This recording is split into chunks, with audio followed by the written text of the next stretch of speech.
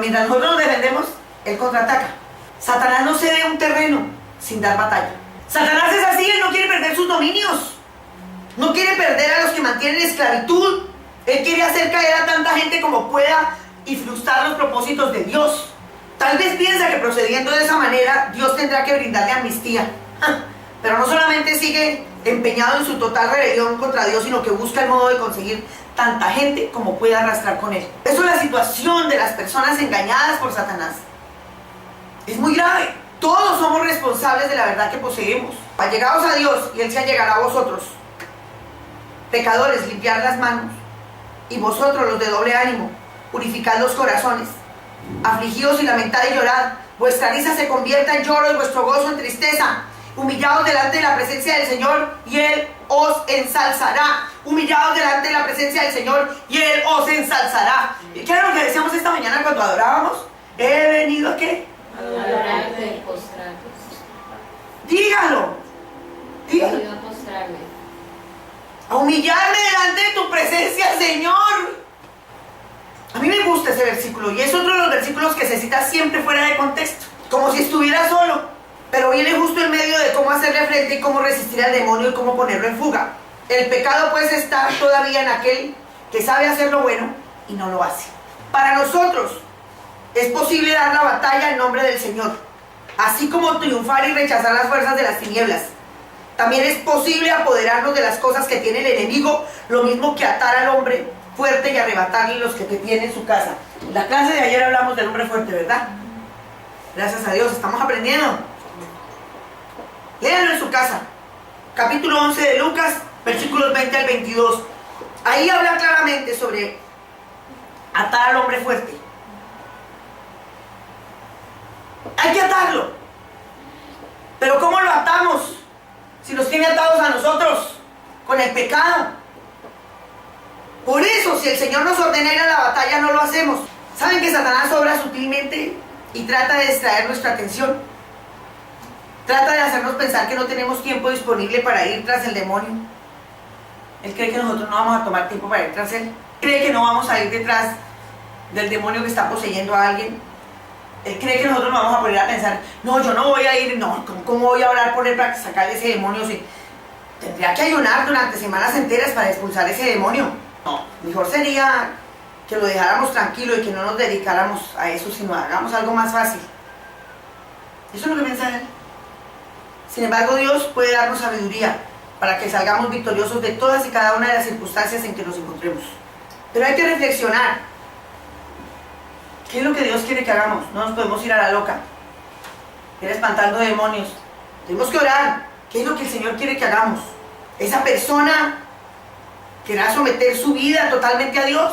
Si hay alguna persona teniendo luchas, ¿practica usted que hay demonios en todas partes? ¡Sí!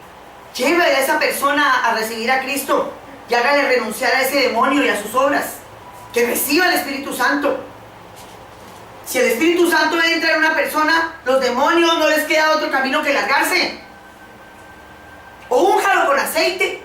Otro versículo de la Biblia que con frecuencia se cita mal.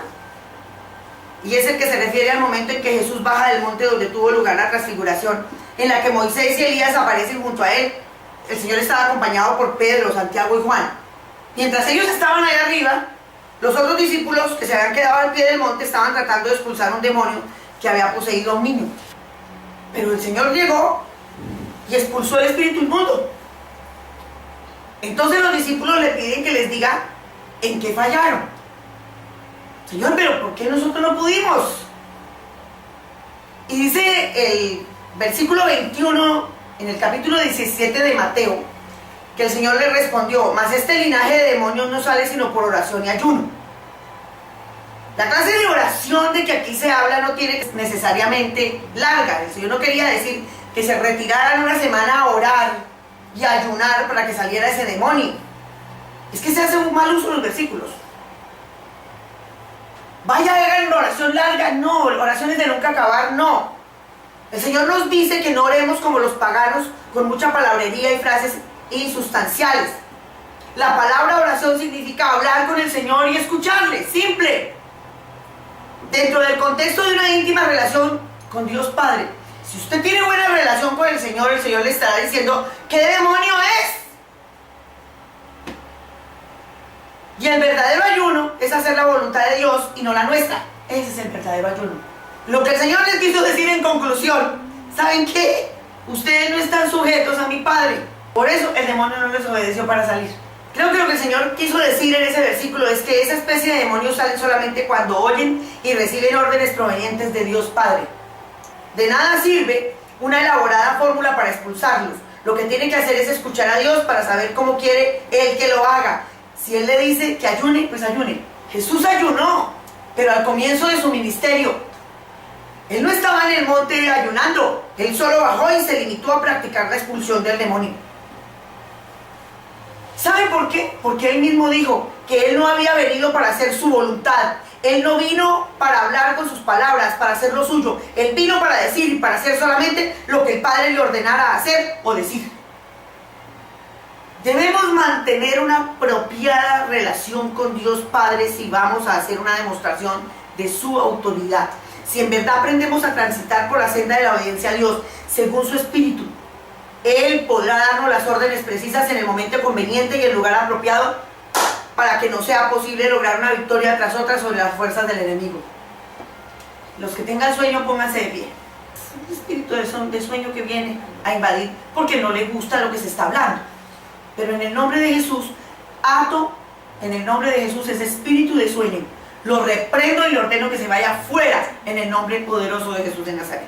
Siéntense, gracias. Siempre que nos equivoquemos y nos demos cuenta de nuestro error y de que la presencia de Dios y su fuego no están, volvamos a ser pobres de espíritu. Amén. Amén. Cuando uno percibe que el Señor, yo lo percibo y yo se lo digo, Señor, ¿qué pasa? No te escucho. Lo que está pasando, hay silencio, Señor. No hay comunicación. ¿Qué pasa, Señor? Wow. Es aquí como que me estoy subiendo mucho, Señor. Tengo que bajar. Pobre de espíritu. Señor, me orgullo a tus pies. Me orgullo a tus pies. Me orgullo a tus pies. Despojémonos de nuestro orgullo. Estemos dispuestos a admitir nuestras equivocaciones no solo delante de Dios, sino también delante de quienes nos rodean. Al Señor le sea posible seguir bendiciéndonos. A Satanás le gustaría tenernos amarrados y conseguir que malgastáramos nuestras energías, haciéndonos perder el tiempo mientras Él reagrupa sus fuerzas. El Señor quiere que no desmayemos, que seamos exactamente como el corcel de guerra. ¿Recuerdan el corcel de guerra? Que acata sus órdenes. Que aún en medio de la más espantosa confusión podamos seguir cumpliendo sus órdenes precisas para lograr victoria tras victoria hasta cuando los enemigos rueden bajo los pies del Señor. Que no es bajo nuestros pies, es bajo los pies de Él. Pero nosotros hacemos mal uso de todo eso. Lo piso, el pateo, no, es bajo los pies del Señor. Pero como el Señor está con nosotros, pues entonces usará nuestros pies. Para esto es para lo que Él nos ha llamado. Cuando parezca que hemos sido vencidos, si nos mantenemos firmes en nuestro puesto, puede que estemos próximos a conseguir la victoria. Hay gente que está luchando por algo y no ve la victoria, no ve la salida. Pero si se mantiene unido al Señor, pronto verá la victoria. Uno de los pecados dominantes en mí era la exageración. Y eso tiene que ver mucho con la soberbia. Yo no podía controlar mi lengua para contar algo. Y el Señor empezó a hacerme pesar cada palabra que decía. Cualquier cosa que hubiera exagerado para corregirla. No saben lo mal que me sentía ante el Señor cuando exagero algo. ¡Wow!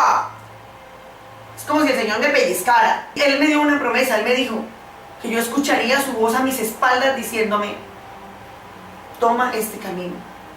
Y yo un día escuché, ¿recuerdan el testimonio que les di? Que escuché cómo me gritó porque yo estaba actuando mal. ¡Marta! Y volteé a mirar y no había nadie. Y ahí me recordó: recuerda, escucharás mi voz a tus espaldas diciendo no lo hagas. Pero así fue como el Señor me hizo andar derecho con respecto a la verdad. ¿Saben? Para un costo tremendo, el costo de mi orgullo. La exageración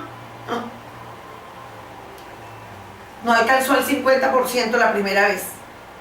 sino que empezó por un 4 o 5% y fue aumentando a medida que refería el cuento. Claro, a medida que vas contando, te vas aumentando. Y cuando ya lo has referido más de 10 veces, el cuento se ha plagado de mentiras enormes que yo ya me creía. La historia era así porque yo ya la había contado tanto, que llegué a creérmela. ¿Por qué? Porque la había elaborado poco a poco. Y Dios no bendice a los mentirosos. Yo tengo esa lucha. Orar. Dice que el Señor da sabiduría para hablar la verdad. Así enfrenté cara a cara a Satanás. ¿Por qué? Porque el Espíritu Santo tocó mi conciencia. Hay que ser honrados y sinceros. Lo que para Satanás significaba mi derrota, con lo que pretende triunfar. Él pretendía con eso triunfar sobre mí, pero se le vuelve en su contra y pierde la batalla. Lo único que nos queda es orar y decir: Señor, no sé qué hacer, y si tú no me ayudas, estoy perdido. Vivir el sermón de la montaña significa enfrentar cara a cara al enemigo. Yo espero y oro en el nombre de Jesús que ustedes lo estén haciendo.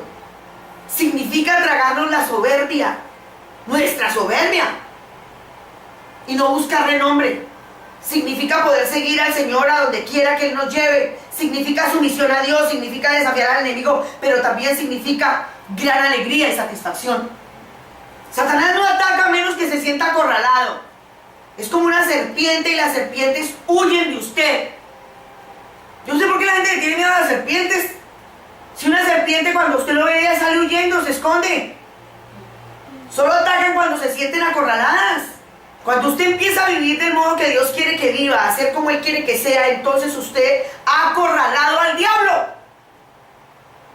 Cuando usted anda en rectitud, cuando usted vive la justicia del versículo que leía al principio, bienaventurados los que tienen hambre y sed de justicia, rectitud, porque ellos dirán al Señor. Cuando usted empieza a vivir en rectitud, usted ha acorralado al diablo y él no tendrá más remedio que volverse y atacarlo. Entonces el Señor le dará a usted un plan de batalla. Le dará el gozo sobrenatural cuando su reputación esté arruinada, cuando estamos perseguidos, cuando digan contra nosotros mentiras y calumnias. Así sabrá usted lo que ha ocurrido. Sabrá que tiene acorralado a Satanás. Cuando se revuelca Satanás es porque usted ha logrado quebrantarle la cabeza. Cuando se revuelve Satanás es porque usted ha logrado una grandiosa victoria que dará libertad a mucha gente y la ganará para Cristo si usted mantiene la presión. Pero usted tiene que escoger entre defender su reputación o seguir haciendo lo que Dios le diga que haga. Pero escuchen una cosa: cuando hayamos puesto en fuga al diablo, no desistamos en perseguirlo. Humillados delante de la presencia del Señor y Él os ensalzará. No tenemos que defendernos nosotros mismos, pues Dios se encarga de hacerlo. Sí, nos dio una palabra de la administración tremenda, ¿no? Habrá ocasiones en que tengamos que poner las cosas en claro, pero no debemos obsesionarnos por buscar nuestra defensa. Lo que tenemos que hacer es seguir, perturbarles hacia adelante y recibir las órdenes del Señor. En la hora de tinieblas, cuando parezca que Satanás nos tiene por su cuenta y se está riendo de nosotros en nuestras propias narices, diciéndonos que todas las cosas que hemos tratado de hacer por el Señor no van a servir porque Él nos ha cogido en falta en algún momento, no le hagamos caso, pues nos espera una grandiosa victoria justo a la vuelta de la esquina. Si mantenemos nuestra mirada fija en el Señor Jesús, le escuchamos y hacemos lo que Él quiere que hagamos en esos momentos. Pídale al Señor que le dé hambre y sed de justicia, hambre de hacer lo recto. Señor, gracias. Gracias por tus enseñanzas. Yo no sé si a ustedes les han servido, pero a mí sí. Y me siento bienaventurada, me siento dichosa. Y le pido al Señor que me dé hambre y sed de justicia, hambre y sed de rectitud, porque seré saciada. Así que dígale al Señor: Señor, yo quiero hambre. Dame hambre y sed de justicia. Hambre por hacer lo recto. Padre mío que estás en los cielos, hoy te pido, díselo. Pido la victoria sobre Satanás. Te pido, Señor Jesús, que pueda seguir tus pasos. Señor, dame un corazón de evangelista, Un corazón que quiera hacer lo recto y que quiera bendecir a sus enemigos. Eso es lo que te pido esta mañana, Señor. Quiero llamarme bienaventurada por tener hambre y sed de justicia, porque quiero verte, Señor. Gracias, Señor. Gracias, Señor. En Cristo Jesús.